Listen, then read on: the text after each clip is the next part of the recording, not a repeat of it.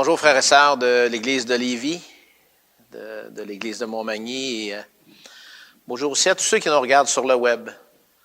Et vraiment encore, ce matin, c'est une joie d'être avec vous autres et de pouvoir partager la dernière partie de l'enseignement sur savoir écouter. Comme je l'ai dit, cet enseignement-là est tiré du livre de Watchman Nee, Le vrai serviteur de Dieu. Et pour ceux qui n'ont pas pu voir la première et la deuxième partie, vous pouvez aller sur le site de l'Église et vous allez les retrouver. Avant de commencer cette troisième partie, on va prier le Seigneur encore une fois pour disposer nos cœurs à bien entendre. On parle de l'écoute, donc c'est judicieux de pouvoir le faire. Et donc, Père Céleste, on vient encore une fois humblement devant toi parce qu'on reconnaît que c'est toi qui peux nous révéler toutes choses. C'est toi qui nous fait saisir ta pensée, qui nous fait comprendre qui tu es. Et sans l'Esprit que tu as placé en nous, Seigneur, ça serait impossible. Je te prie encore une fois ce matin de nous aider tous à recevoir, à saisir et à comprendre un peu davantage sur l'écoute. Premièrement, l'écoute entre nous et toi, Seigneur, et deuxièmement, entre nous et les frères et les sœurs. Donc, instruis-nous et montre-nous, Père Céleste, toute cette responsabilité-là, mais aussi ce grand privilège qu'on a de pouvoir prendre le temps de s'écouter et saisir ce que tu veux pour nous. Dans le nom de Jésus-Christ que je te prie. Amen. On a vu dans la deuxième partie de l'enseignement qu'on doit comprendre les trois différentes façons de s'exprimer lorsqu'on discute, lorsqu'on parle entre nous, qu'on expose une situation. Il y a les paroles prononcées, qu'on a vues dans la deuxième partie. Il y a les paroles non dites et les paroles qu'on ne peut exprimer, qui reposent dans les profondeurs de notre âme, qui vont faire partie justement de l'enseignement aujourd'hui. On a affirmé que le fait d'apprendre à s'écouter adéquatement nous conduira automatiquement à développer notre écoute de Dieu. Et ça, il faut vraiment le retenir, parce que c'est une réalité. Plus on apprend à s'écouter les uns les autres, automatiquement, on va développer l'écoute de notre Seigneur. Ça ne va vraiment pas un sans l'autre. On a aussi dit que, sachant que certaines de nos discussions sont plus personnelles, on a vu que le fait de faire comprendre à l'autre que l'on peut même ressentir ce qu'il vit, c'est essentiel. Et que ça s'appelait avoir de l'empathie. L'empathie, c'est la capacité à comprendre, à ressentir les sentiments ou à se mettre à la place de l'autre personne. On a aussi dit que lorsque on fait ressentir à l'autre de l'empathie, on la dispose automatiquement à être d'une bonne écoute lorsqu'on va lui répondre, et ça va se traduire souvent par un dénouement heureux. On a vu que pour avoir une bonne écoute, il est essentiel en tout temps de disposer notre esprit en demandant au Seigneur de le rendre libre et limpide pour être vraiment attentif et bien écouté. De demander au Seigneur de nous vider de toutes ces idées préconçues-là qui pourraient nous amener à tirer de mauvaises conclusions. Finalement, on a vu que la grande majorité de nos discussions nous gardent au premier niveau, donc le niveau qu'on a vu, qui sont les paroles prononcées. Mais certaines de celles-ci vont nous amener au deuxième et même au troisième niveau d'écoute. Ce qu'on va voir ce matin. On arrive donc au deuxième niveau de l'écoute, les paroles non dites. Que signifient les paroles non dites? Tout simplement que lorsqu'on partage à quelqu'un une situation qui nous frustre, nous irrite, nous attriste ou nous bouleverse, on va l'expliquer selon notre propre perception, notre façon de le vivre, ce que ça produit dans nos vies. Ça se traduit ainsi. Lorsqu'on vit une situation particulière qui produit en nous des émotions que nous contrôlons mal, on verra que notre propre perspective de la situation, on voit la façon dont on le vit, la façon dont on le ressent. Ça nous est difficile de voir pour ce qui est de l'autre personne. Donc, c'est difficile pour nous d'être prêts à regarder la situation dans son ensemble, ce qui nous amène donc à partager la situation vraiment selon notre point de vue. Je vous dirais que c'est comme regarder une médaille d'un seul côté. La révélation des paroles non dites, c'est être prêt à regarder des deux côtés de la médaille. Et souvent, c'est ce qui va aider à résoudre les situations. Donc, en la partageant à une autre personne, celle-ci doit être en mesure de voir ce que je ne dis pas, ce qui se cache de l'autre côté et qui m'empêche moi-même de voir comment dénouer la situation. Pourquoi est-ce qu'on a des paroles non dites? Premièrement, on doit admettre qu'il est plutôt rare de pouvoir prétendre dans quelque situation que ce soit que j'ai raison à 100% et que l'autre a donc tort à 100%. On a des paroles non dites souvent parce que cela nous oblige à regarder de l'autre côté de la médaille. Et franchement, ça ne nous convient pas vraiment quand on est soit frustré ou irrité. Autrement dit, on n'est pas prêt à reconnaître la part de responsabilité qu'on peut avoir dans la situation. Voyant davantage tout ce que l'autre fait qui nous irrite, on n'est pas prêt à voir ce que nous autres, on peut peut-être faire. Qu'est-ce qui se cache dans les paroles non dites? Que ce soit conscient ou inconscient, ça peut être des blessures, frustration, de l'envie, jalousie, jugement, une foule de choses à la base qui sont négatives, qui vont se cacher dans ce qu'on ne dit pas. Qu'est-ce qui arrive lorsqu'on est prêt à confesser ces paroles non dites-là? Premièrement, devoir reconnaître notre part de responsabilité, ce qui veut dire ne pas partager la situation seulement pour me faire dire que j'ai raison, mais être prêt aussi à reconnaître mes manquements. Cela m'amène à révéler ce qui me motive et me pousse réellement à agir de cette façon dans la situation. Confesser au Seigneur notre part de responsabilité dans la situation, c'est mettre en lumière les motifs réels qui me poussent à agir de la sorte dans ce que je vis. C'est vraiment le premier pas qui permet de rétablir les situations. J'aimerais faire une parenthèse ici. Lorsque les gens viennent vers nous, que nous allons vers eux pour partager une situation conflictuelle qui est difficile dans nos vies, notre premier réflexe, c'est de partager ce qui nous blesse sans réaliser qu'on peut nous aussi blesser. Les paroles non dites sont celles qui nous font prendre conscience de notre responsabilité dans cette situation-là, qui nous poussent à réaliser que finalement, nous autres aussi, on a des torts. Trop souvent, on s'en tient qu'à dire ce qui nous blesse et on n'est pas prêt à confesser notre part. En fait, on cherche qu'un appui qui nous dira ce qu'on veut souvent entendre. Tu as raison d'agir ainsi. Souvent, dans ces situations-là, on ne dit pas la partie qui pourrait être la nôtre, mais on veut le dire à notre façon pour que les gens autour de nous appuient puis nous disent « t'es correct ». Vous savez, la guérison divine dans nos rapports conflictuels nous est donnée quand on ne cherche pas à avoir raison ou à se faire appuyer par tous et chacun, mais qu'on est prêt à confesser mutuellement nos manquements.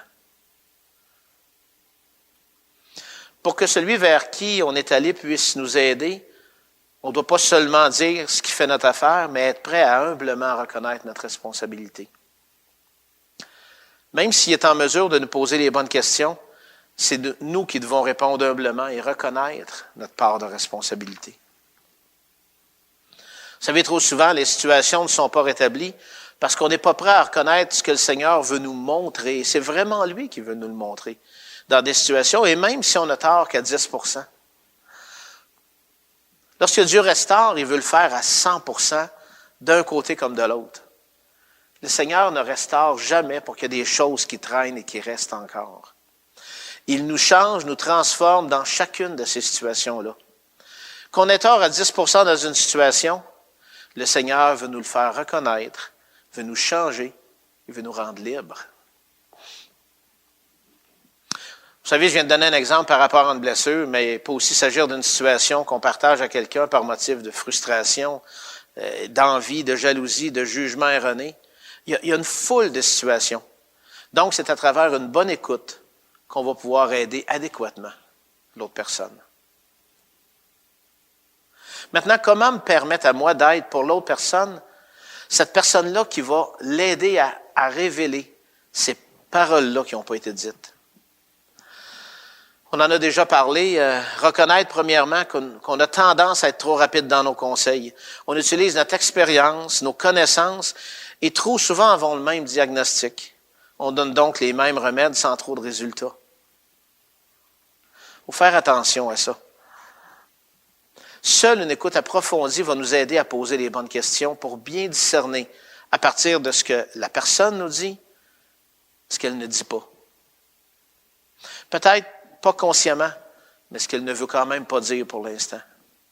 On a expliqué ce que veut dire des paroles non dites. Rarement, dans des situations comme ça, les gens vont vraiment donner les deux côtés de la médaille. Ils ne sont pas prêts, et je le répète, à reconnaître la part de responsabilité qu'ils peuvent avoir, même si elle n'est pas tellement grande. Trop souvent, concernant ce qui est non dit, on a donc tendance à plutôt inscrire nos propres pensées à nous. Donc, la personne me parle et j'essaie, dans ma façon de comprendre, en plaçant mes propres pensées pour en tirer des conclusions. Puis souvent, ça va être une interprétation qui est basée sur mon expérience, sur la compréhension de ce que j'ai, de ce qu'elle dit, et ça va souvent être teinté de notre personnalité. Et toutes ces choses-là peuvent nous amener à tirer les mauvaises conclusions. La seule vraie manière de pouvoir lire entre les lignes, de faire ressortir ce qui est non dit, c'est premièrement d'être en parfaite communion avec mon Père. Car lui seul peut nous révéler la façon de mettre en lumière ce qui est caché. Le Seigneur sait. Le Seigneur sait déjà exactement qu'est-ce qui doit être dit. Ça demande de notre part une discipline et une écoute de Dieu qu'on doit développer. Et c'est vraiment ça qui va être le point dans tout ce que l'écoute, où est-ce qu'elle nous amène. On va réaliser qu'à travers l'écoute, c'est une discipline, c'est vraiment des temps qu'on prend avec le Seigneur, et plus on va le faire, comme je disais dans la deuxième partie, plus ça devient comme si on respirait, plus ça va être pas facile, mais plus la connexion va être rapide avec notre Seigneur. Imaginez comme il n'est pas simple d'entendre une personne nous partager une situation de sa vie qu'on peut même comprendre parce qu'on a vécu quelque chose de similaire. Fait que si on a vécu quelque chose de similaire, c'est comme si on va être très prompt à lui donner les solutions puis les remèdes. Parce qu'on dit, « Hey, je comprends, j'ai déjà vécu ça. »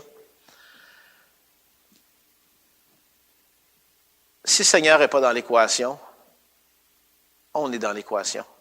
Et tant aussi longtemps qu'on demeure là, même pour des choses qu'on va avoir vécues de similaires, on peut ne pas faire les bonnes choses.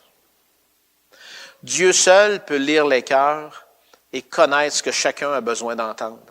Notre rôle, malgré toute l'expérience qu'on peut avoir, c'est d'être le canal de l'écoute de Dieu pour partager ce que Dieu a à dire à son enfant. C'est vraiment ça notre rôle. Non, c'est pas simple d'être à l'écoute d'une personne tout en étant à l'écoute de Dieu et non pas de nous-mêmes en même temps. Ça requiert réellement une grande discipline de notre part d'avoir pu premièrement, et je le répète, consciemment vider notre esprit de toute pensée préconçue, basée sur l'expérience, sur la connaissance, pour vraiment dire, Seigneur, c'est à toi que je donne la place premièrement. Oui, le Seigneur peut se servir de connaissances et d'expériences qu'on a, assurément, mais il y a un ordre. Et l'ordre, ce sera toujours le Seigneur en premier. Et le Seigneur nous révélera ce qui doit suivre. Laisser toute la place au Seigneur, c'est vraiment reconnaître premièrement que dans la situation, on doit inviter l'autre personne à prier avec nous pour lui demander de nous aider à résoudre celle-ci. Vous savez, quand quelqu'un vient et qui est bouleversé et frustré, si on ne prend pas le temps de prier avec, si on ne prend pas le temps de l'aider à disposer son cœur, c'est peine perdue. Quand les gens sont émotivement troublés, si on ne supplie pas le Seigneur de nous apporter sa paix, on n'y arrivera pas. Une parole aussi simple ou une prière aussi simple que « Père, je sais que tu connais tout de cette situation. Je sais que tu sais comment la dénouer. On met donc notre esprit à ta disposition. Nous voulons qu'il soit serein et limpide. Premièrement, pour qu'elle puisse me partager ce qu'elle veut me dire librement. Et deuxièmement, que je puisse bien comprendre et ainsi pouvoir l'aider. Les prières ont rarement besoin d'être compliquées dans des situations comme ça. C'est juste de venir humblement devant le Seigneur en disant, Seigneur, on sait que toi, tu connais la solution et on est prêt à s'humilier et à se placer devant toi pour que l'un comme l'autre, on puisse en arriver à à trouver la solution. Laisser toute la place au Seigneur, c'est prendre conscience de sa présence et ne chercher qu'à s'en remettre à lui pour savoir comment agir. Pendant que la personne va parler, on peut questionner le Seigneur, lui demandant de nous faire voir à travers les paroles ce qui pourrait être non dit, ce qui pourrait être caché. Donc, de saisir au deuxième niveau ce qui n'est pas révélé. Si on s'attend à Dieu, il nous guidera et nous instruira sur ce qu'on doit dire et ne pas dire pour permettre à la personne de bien exprimer et ainsi de réaliser ce qu'elle doit faire dans la situation. On doit vraiment développer une oreille attentive à la voix de Dieu car, selon les situations, on n'a pas toujours le temps de prendre du recul et d'analyser la situation. On peut avoir à répondre rapidement. Cette communion-là avec le Seigneur, comme je le dis, c'est quelque chose qui va se développer de plus en plus. Pour être de plus en plus apte à bien entendre. Quand la personne nous partage quelque chose, d'aller voir ce qui est non dit. Je vais le répéter, la clé, c'est de prendre conscience et de placer tout de suite notre esprit en communion parfaite avec le Seigneur. Un esprit serein, limpide, qui s'attend à Dieu, sera en mesure de l'entendre et d'aider l'autre. Je peux vous garantir que si au contraire Dieu n'est pas dans l'équation, vous pouvez être certain que tout ce qui va sortir de votre bouche va être basé sur vos connaissances, votre intelligence et votre expérience. Et c'est très loin de garantir le succès. On arrive donc au troisième niveau de l'écoute. Les paroles qui se cachent dans les profondeurs de l'âme. Finalement, au-delà des paroles dites et non dites, il y a ce qui se cache dans les profondeurs de notre âme. Le fait qu'une personne est prête à parler d'elle-même nous donne la possibilité de trouver ce qui peut se cacher au fond de son âme, et ce malgré qu'elle ne le communique pas ouvertement, car elle-même peut ne pas le voir consciemment. Pourquoi? Tout simplement parce que certaines choses de sa vie sont enfouies si profondément qu'elle-même ne peut voir le lien entre la situation qu'elle vit présentement et ce qui est inscrit dans son passé. Si vous pensiez qu'il n'était pas facile de permettre à une personne de révéler ce qui est non dit, pour ce qui est inscrit dans les profondeurs de notre âme, assurément, il y a seulement le Seigneur qui peut nous y conduire. Notre faculté à saisir ce qui est caché dans les profondeurs de l'âme dépendra de la mesure de notre propre expérience spirituelle, de notre compréhension de la présence de Dieu et de la révélation de son esprit. Et je vous dirais que, comme je l'ai déjà peut-être répété, ces choses-là vont arriver seulement si on a appris vraiment à nous-mêmes dépendre de Dieu dans des situations comme ça. Vous savez, Christ pouvait lire le cœur de l'homme. Il nous en donne donc la possibilité. On doit réaliser qu'écouter pour découvrir ce qui se cache dans les profondeurs de l'âme est très difficile et que cela n'a rien à voir avec notre sagesse, nos connaissances, compétences ou intelligence, mais plutôt est basé sur comment on a développé notre esprit à dépendre et se soumettre à l'écoute de l'Esprit de Dieu, qui seul est en mesure de saisir la pensée du cœur humain. Si on ne peut pas saisir avec justesse ce que des personnes nous partagent de leur vécu, comment est-ce qu'on peut croire qu'il est possible de saisir avec justesse ce que l'Esprit du Seigneur nous dit? On aurait beau avoir toute la connaissance de la parole. Si on n'apprend pas à écouter l'Esprit, on ne saura jamais comment bien l'utiliser. On doit chaque fois venir vers le Seigneur et lui demander de nous vider encore là de tout ce qu'on est et de nous instruire lui-même sur chacun des cas pour nous permettre de bien diagnostiquer. Seule la prière nous permettra, après avoir entendu la personne nous partager ce qu'il ou qu'elle vit, de savoir ce que le Seigneur seul sait. On doit aller à Dieu et le questionner. Dans des situations qui sont aussi lourdes que certaines des situations-là, après que la personne est partagée, souvent, il n'y a pas grand-chose à dire. C'est plutôt de se retirer puis d'aller vers le Seigneur. Et Seigneur, par des questions judicieuses, éclaire-moi à travers ce que la personne a dit. Parce que lui seul peut le révéler. Il sait et il veut réellement communiquer à ses enfants pour résoudre les situations. La réponse peut tarder, mais il répondra. C'est à nous, dans le calme et le silence, d'attendre les directives du Maître. Lui seul peut vraiment nous donner les bonnes questions, la bonne façon de parler, de partager avec l'autre personne pour faire sortir ce qui doit sortir, pour qu'elle soit capable de se rendre libre de ce qu'elle vit. On réalise dans ces moments-là à quel point il nous est impossible de répondre aux besoins des gens par notre propre sagesse, nos compétences ou notre expérience. On doit humblement attendre que celui seul qui peut guérir les âmes nous révèle ce qu'il a pour nous. Vous savez, il n'existe pas de chemin facile et peu coûteux pour ceux qui veulent être de quelque utilité pour Dieu et leur prochain. Rappelons-nous qu'un auditeur superficiel ne sera jamais un serviteur utile et que pour devenir un auditeur attentif, il faut laisser la croix opérer profondément dans nos vies. Elle seule nous rend libres de notre moi qui nous absorbe et nous rend sourds aux besoins des autres. Elle seule fait un travail profond dans nos vies qui produit une tranquillité intérieure qui fait de nous des auditeurs patients et utiles.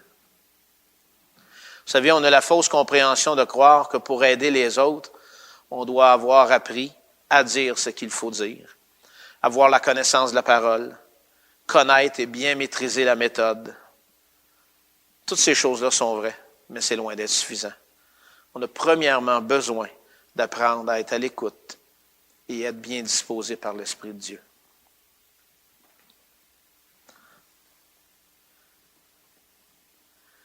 Comme je l'ai mentionné précédemment, plus nous aurons développé notre écoute entre nous, plus nous aurons appris à bien écouter les directives de notre Seigneur. C'est là qu'on voit que ça ne va pas un sans l'autre. Parce que dans le fond, pour être capable de bien s'écouter, si on n'est pas attentif à ce que Dieu nous dit, on n'arrivera jamais à bien s'écouter. Il ne faut jamais oublier que ce n'est pas nous qui guérirons par des paroles de connaissance ou de par notre expérience, mais bien l'œuvre de l'Esprit Saint de Dieu à travers chacun de nous.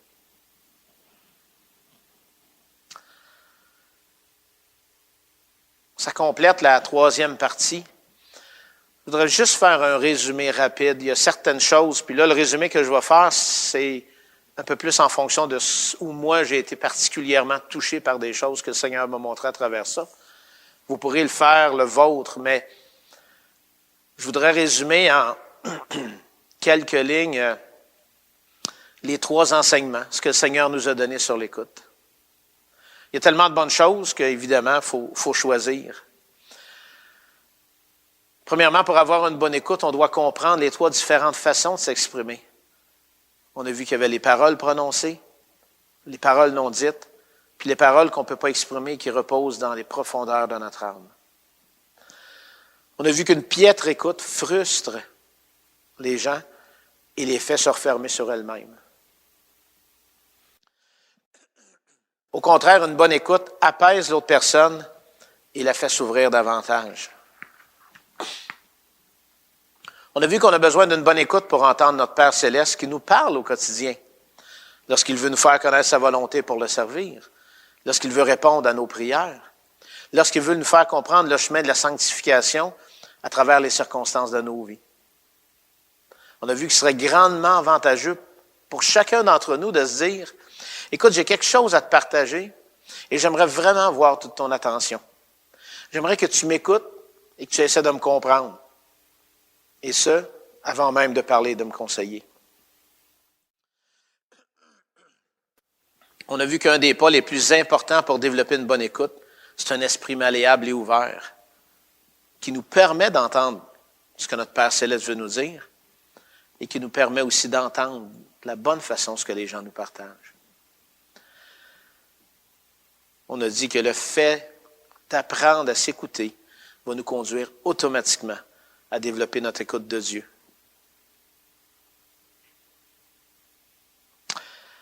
On a dit qu'apprendre à ne pas se couper, c'est quelque chose de difficile, mais c'est une des choses qu'on doit retenir. Le fait de laisser l'autre bien s'exprimer va lui faire ressentir ce qu'elle doit ressentir. Vous l'écoutez vraiment, vous considérez ce qu'elle dit et vous désirez comprendre. On a dit que plusieurs de nos discussions ne demandent pas automatiquement de notre part une écoute très attentive, mais certaines vont plus loin, car elles sont plus personnelles. À ce moment, de faire comprendre à l'autre que l'on peut même ressentir ce qu'elle vit, c'est essentiel. On appelait ça, c'est avoir de l'empathie. Pour bien écouter, il est essentiel que vous preniez conscience que vous devez en tout temps disposer votre esprit en demandant au Seigneur de le rendre limpide et clair afin de vous rendre apte à bien écouter. On a dit que la guérison divine dans nos rapports conflictuels nous est donnée quand on ne cherche pas à avoir raison seulement, quand on ne cherche pas à ces paroles non dites qu'on ne veut pas dire, mais quand on est prêt à confesser mutuellement nos manquements. On a dit qu'il y a seul Dieu qui peut lire les cœurs et connaître ce que chacun a besoin. Donc notre rôle, malgré qu'on ait de l'expérience, c'est vraiment d'être le canal de Dieu pour partager ce que lui veut dire, pour guérir. On a dit que notre faculté à saisir ce qui est caché dans les profondeurs de l'âme dépendra de la mesure de notre propre expérience spirituelle, de notre compréhension de la présence de Dieu et de la révélation de son esprit.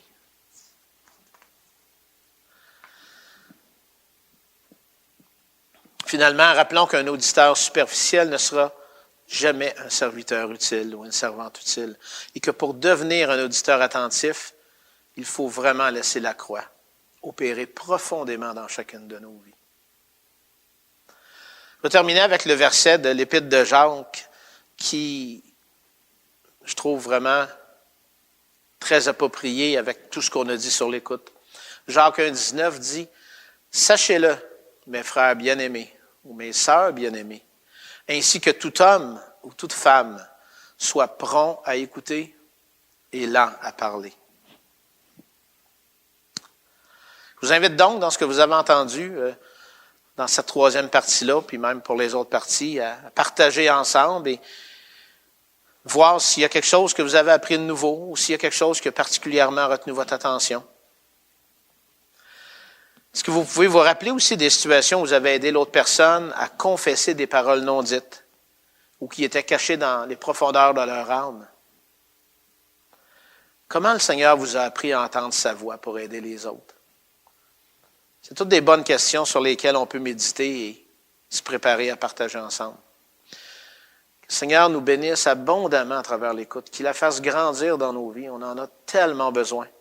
On en est tous conscients et c'est ma prière pour moi premièrement, puis pour chacun d'entre nous. Amen.